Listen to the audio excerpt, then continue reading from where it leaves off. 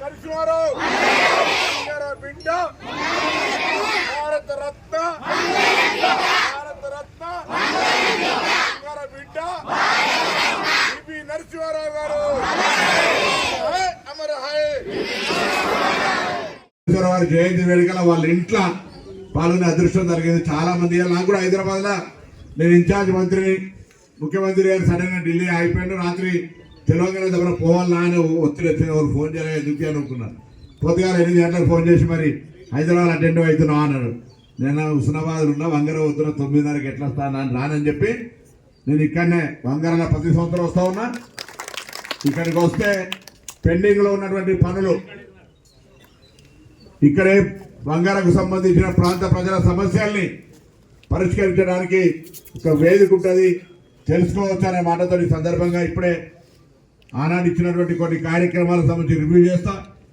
గతంలో చేసినప్పుడు మనం అప్పటికి ఇంకా అప్పుడప్పుడే అవుతా ఉన్నటువంటి సందర్భంగా ఇప్పుడు జయంతి సందర్భంగా ఒక హామీ ఇస్తా ఉన్నాం. భవిష్యత్తులో వంగార ప్రాంతానికి గతంలో ప్రకటించినటువంటి అంశాలు కానీ నూతనంగా కావాల్సి తీసుకొచ్చేటువంటి అంశాలన్నింటి పట్ల ప్రత్యేక శ్రద్ధ వహిస్తా. స్థానిక శాసనసభ్యుడుగానే మన సందర్భంగా అది ప్రీమియం కాలనీ వాటర్ ప్లాంట్ కావచ్చు, మంగళపల్లి రోడ్డు కావచ్చు, లేదా ఇతరత్ర అనేక అంశాలకు సంబంధించిన అంశాలను తప్పకుండా మదనన్న చెప్పిన స్థానికులు ఎప్పుడు కూడా ఈ గ్రామంలో నాకు మామూలు పరిచయాలు నేను చెప్పురా. ఇవాళ నుంచి మదనన్న నేను కూడా మెల్లగా కటుత్వం తగ్గించుకునే ప్రయత్నం చేస్తే అట్లా లేకపోతే భయపడే కాలం లేదు. ఇవాళ వెనకనే నడిచింది.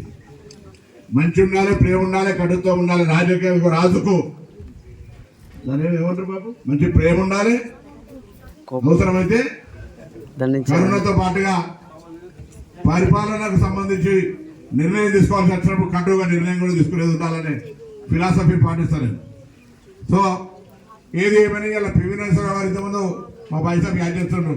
అరే అందరు 14 భాషలు తెలుసు, పివి నరసింహారావు గారు కట్టారు 15 భాషలు తెలుసు, ఇంకోటి మౌన భాష, ఏ సప్పుడే కూకురుడు కూడా దానిపైన అదే చేసుకుంటే చట్టమని ఆయన వరుతుంటే కూడా ఆయన కనితే ఎందుకు తప్పు అనుకోని మనకి ఏదైనా వెళ్ళిపోయే మనస్తత్వం అది సాధ్యం. రావాలంటే ఇంక నాకు ఇంకో 15,000 అయితే 60-70 దాటితే అది అవునా.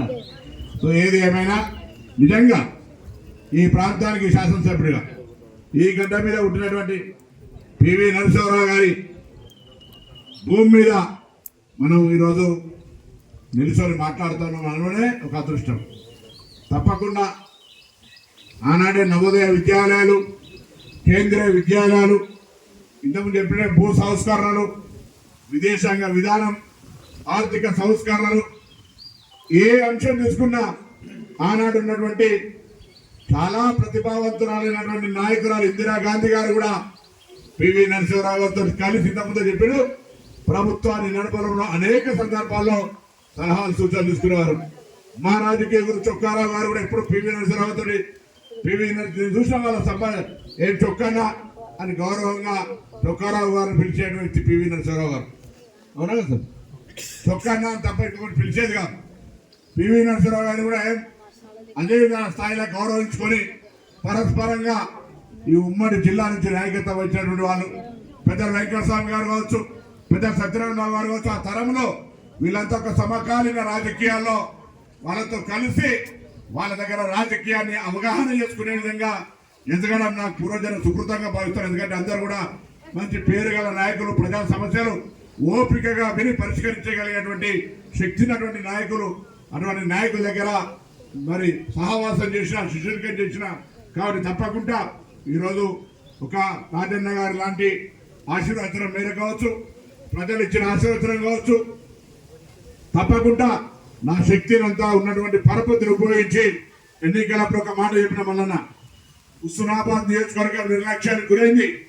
ఎక్కడికి వెళ్ళినా, రాష్ట్రంలో ఏ మూలకి వెళ్ళినా మాది హుస్నాబాద్ నియోజకవర్గం అంటే ఓహో మీ ఎమ్మెల్యే పొన్నం ప్రభాకర్ అనే గౌరవాన్ని వేస్తా అని చెప్పిన ఇలా గౌరవాన్ని వేసే విధంగా నా కార్యక్రమం ఉంటుంది తప్ప ఇక్కడ ఎవరు మాట్లాడినా మీకు తల తెచ్చుకునేటువంటి ప్రయత్నాన్ని, అవకాశాన్ని రానియాలని మనం చేస్తున్నాం.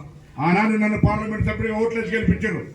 ఆనాడు కూడా తెలంగాణ పోరాటం లోపల ఇంతకుముందే పెద్ద రాజయ్య గారు చెప్పినట్టుగా మీరంతా ప్రత్యక్ష సాక్షులుగా నాకున్నటువంటి శక్తి అంత పెట్టి అందరం కలిసి తెలంగాణ సాధనలో ఎవరు కూడా మర్చిపోయి అయ్యారని కేసీఆర్ గారు పులి నోట్లో తలకాయ పెట్టి తెచ్చినట్టాడు.